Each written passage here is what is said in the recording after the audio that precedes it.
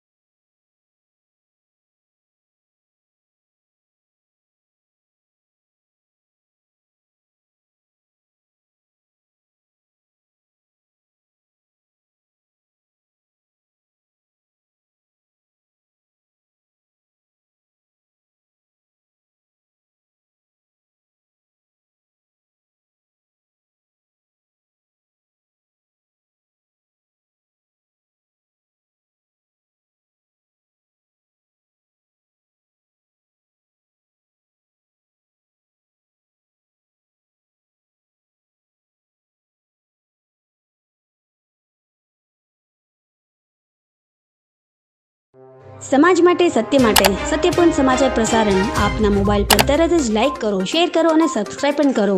અને હા, ઘંટડી વગાડવાનું ન ભૂલશો. આભાર.